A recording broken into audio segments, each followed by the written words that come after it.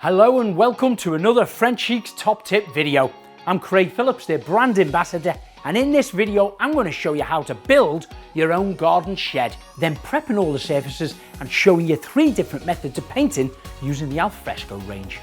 The first method being a traditional paintbrush, the second being a small radiator roller, and the third one being a small electric handheld paint sprayer. Now, if you've purchased a flat pack one like I have, the first thing you need to do is pick a location. If you're going to be putting it in your garden and you're putting it onto soft grass, well, it's going to have to be laid onto either some slabs or some blocks and raised up off the floor so the damp weather doesn't penetrate through the base. You can probably notice my base here is a little bit higher because I've built a frame and put this on casters so I can move it around my driveway. I'm starting with the back. It's always wise to have somebody to hold it for you. I'm going to screw it into the base first, then lift up the side panel, holding it square and level at the corner, driving some screws in to hold the side panel into position. Then screw the bottom of the side panel into the base. You do the same with the opposite side panel, and then you're ready to place the front section in position. Double check that it's level, and then screw that into the 2 side sections and the base. When driving the screws in, it's always wise to drill a pilot hole first to stop the wood from splitting, and it's easier to drive your screws in. Now the 4 sides are fixed into position, we're going to place the roof panels on. Before I do this, I'm running a line of multi-use adhesive all the way along the front and back and centre edges. I'm going to place the panel into position and screw this down. The glue is going to add to the overall structural strength. So that's the main structure now complete. But before I hang my doors and fit the trims and the felt for the roof, I'm going to paint the body. But first it needs preparing. So I'm going to sand these surfaces down because they're quite rough sawn timber, they're quite porous, they will take a lot of treatment on there. So once I've given them a gentle sand down, I'm ready to start doing my first coat. Whenever you're sanding any materials, don't forget your PPE. I'm using a small, inexpensive electrical orbital sander, which makes large areas like this so much quicker and easier to prepare. Of course, if you don't have one of these, a sanding block and sandpaper will be fine. Start with a lower grade and build up to a higher grade to get a smoother surface. So that's your preparation complete on the surfaces. It's now ready to start painting. Now you have 3 different methods of application. One is your trusty paintbrush. Secondly, a radiator roller. And thirdly, a small handheld paint sprayer.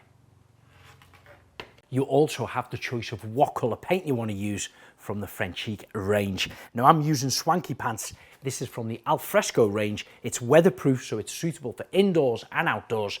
Perfect for these type of surfaces. I'm going to make a start with my paintbrush as I want to paint the edges of the frame where these meet the corners.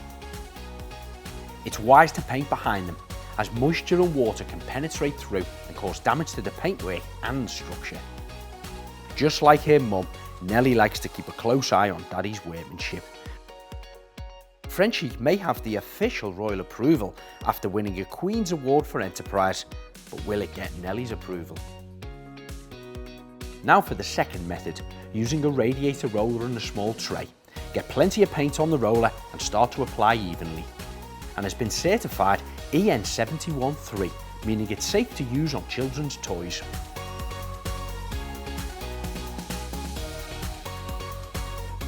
And every now and again, Nellie likes to show her Daddy how it's done properly. Now my third and final method is using a handheld paint sprayer. Those of you who've used these before know that you have to dilute the paint down most of the time. And if you're experienced using Frenchic paint, you'll know for sure you have to dilute it down because it's really thick, great quality. So I'm going to add just about 10–15% water into the bottom there.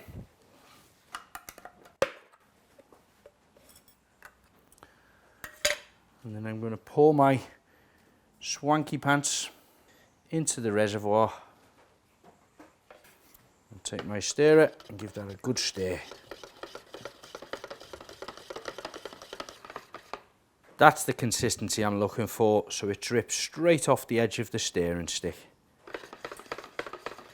So screw the lid on nice and tight, click, connect, and then you're ready to start paint spraying.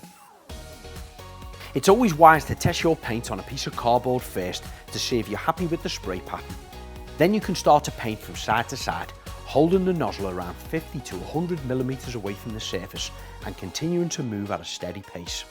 When applying with a sprayer, your layers will be slightly thinner than using a paintbrush or a roller, so you may require further coats. If you apply the paint too thinly, durability may be affected, so we recommend to ensure the surface is sufficiently covered. Then you can go up and down with your second layer, which will complete your first coat. Repeat this on both the sides and the back. Leave this to dry for at least 2 hours in normal dry conditions, and then you can apply your second coat. Whilst the swanky pants is drying on the main shed, I'm going to paint my 2 doors using the brush, but this time with the City Slicker. It's a little bit of a darker grey than what that is, so I think it'll do a nice contrast with the doors that colour, and I might even do the trims as well along the edge here. All Frenchic paints are so thick and creamy, they're such a pleasure to apply, especially with a premium quality paintbrush like this. So that's one door complete, just one more to do, and then the trims. Although we'll only see 2 sides to the trim once they're fixed into position, I am painting all 4 sides of them for extra protection. I'll also leave these to dry for a couple of hours and then give them a second coat. Like with the first coat, you can apply it side to side and then up and down to create 2 thin layers acting as one solid coat. For the Frenchic paints to perform to their full potential, you need to ensure you apply them effectively. One key factor is the rate of coverage. For example, a 750ml tin of alfresco will provide a single coat of up to 12.5 square meters. Now the second coat's dry on the doors, you can fix your hinges into position, hold the door in between the opening and screw into place, checking that it swings smoothly and it's square and level.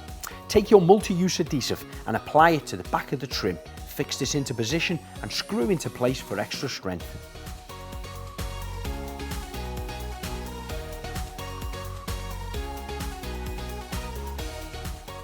As for the roof, I'm gluing down my felt, as this will help strengthen and secure it into position, leaving a small hangover that will also be glued and then tacked into position before applying a further facing trim.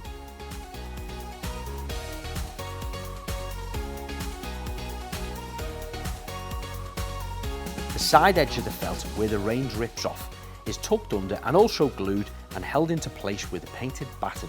I clamped these on until the adhesive was dry. So that's how you build your flat pack shed. Prepare all the surfaces and paint it so it lasts. If you're looking for more inspiration, don't forget to follow us on all social media handles, subscribe to the YouTube channel, and if you want to know more about the Frenchic paints, just check out their website, frenchicpaint.co.uk.